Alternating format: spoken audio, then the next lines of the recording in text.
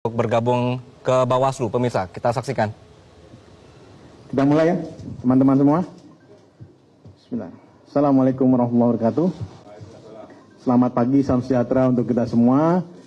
Teman-teman, mohon maaf tadi malam karena masih gathering data, jadi kita batalkan ya press-con-nya kepada teman-teman semua. Sekarang kita akan menyampaikan temuan kami ya dari masa penghitungan suara pemungutan dan penghitungan suara kemarin. Oke. Siap.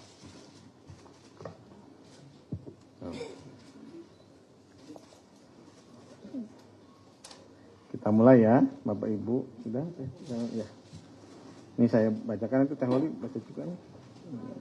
Oke. Di samping kanan ada Bu Loli Suhenti, samping kiri Pak Bu Adi, untuk kemudian menyampaikan beberapa hal temuan dari Bawaslu mengenai masalah pemungutan suara dan penghitungan suara.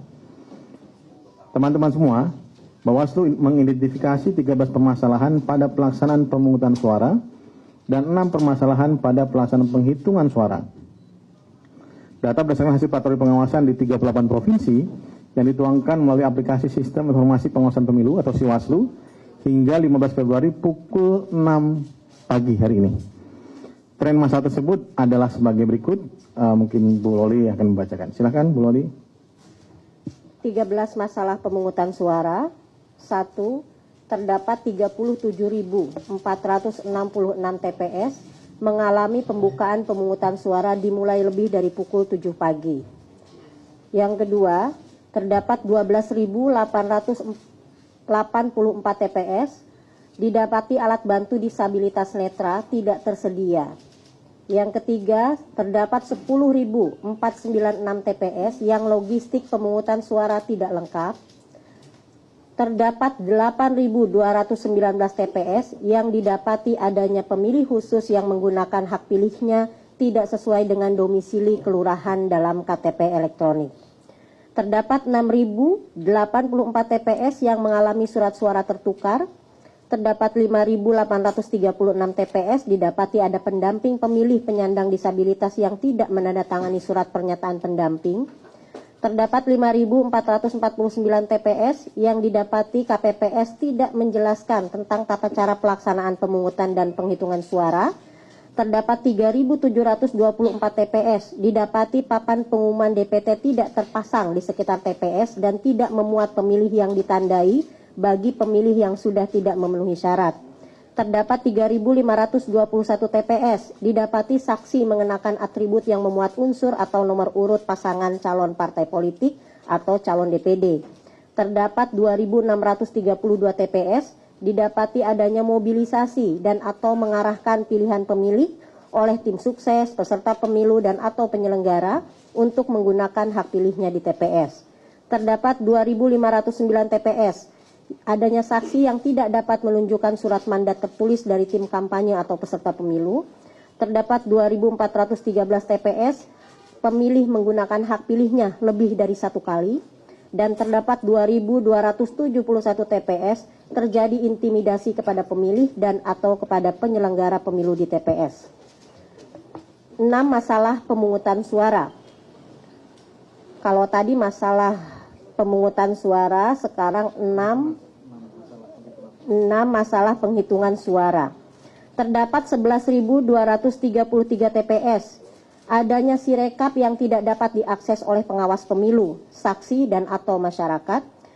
Terdapat 3.463 TPS melakukan penghitungan suara dimulai sebelum waktu pemungutan suara selesai di pukul 1 waktu Indonesia bagian Barat. Terdapat 2.162 TPS adanya ketidaksesuaian jumlah hasil penghitungan surat suara yang sah dan surat suara yang tidak sah dengan jumlah pemilih yang menggunakan hak pilih. Terdapat 1.895 TPS yang didapati pengawas TPS tidak diberikan model C hasil atau salinan. Terdapat 1.888 TPS, saksi, pengawas TPS, dan warga masyarakat tidak dapat menyaksikan proses penghitungan suara secara jelas.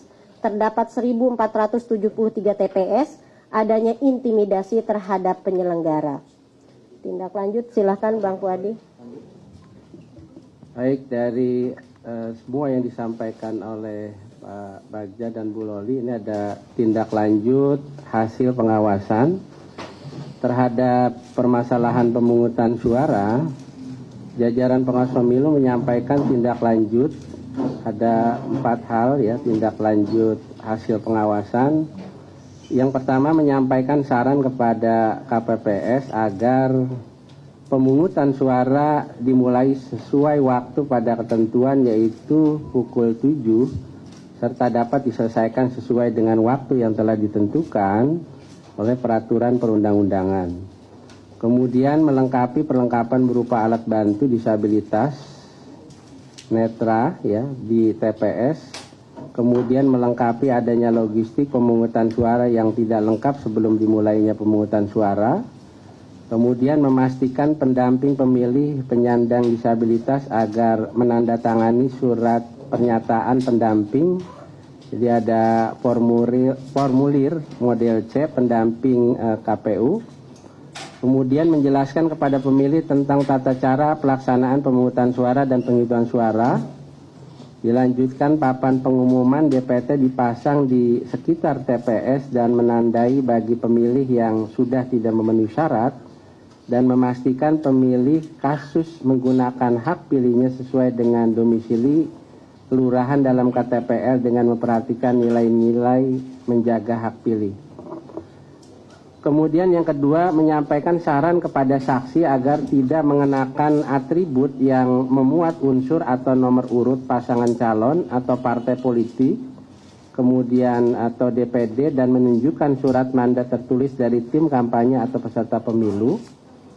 Yang ketiga, menyampaikan saran kepada para pihak agar tidak melakukan tindakan yang mengarahkan pilihan pemilih dan tidak intimidasi kepada pemilih dan atau penyelenggara pemilu di TPS.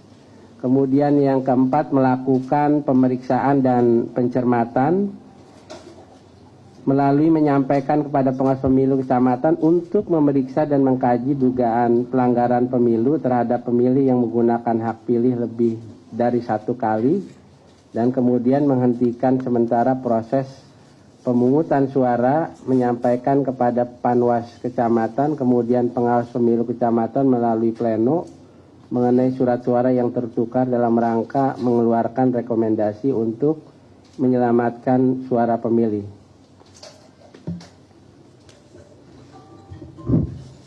Terhadap permasalahan penghitungan suara, jajaran pengawas pemilu menyampaikan tindak lanjut hasil pengawasan sebagai berikut. Menyampaikan saran kepada KPPS agar melakukan cross-check kembali terhadap hasil penghitungan suara yang sah dengan suara-suara yang tidak sah dengan jumlah pemilih yang menggunakan hak pilih. Ini mengocek antara DPT, DPTB, dan juga DPK. Hasil cross-check kemudian menjadi bahan perbaikan kepada KPPS melakukan pembetulan sebelum batas penghitungan suara selesai dilaksanakan. Dan memastikan sirekap tidak dapat diakses oleh pengawas pemilu dan atau masyarakat. Jadi ada yang pada saat penghitungan kita tidak dapat mengakses misalnya sirekap di lapangan. Kemudian menyampaikan saran kepada KPPS, saksi dan masyarakat untuk dapat menyaksikan proses penghitungan secara jelas. Karena di TPS semua proses itu harus terbuka. Tidak ada kemudian dengan alasan gelap kemudian tidak bisa terpantau, tidak bisa terlihat surat suara yang sudah tercoblos atau tidak.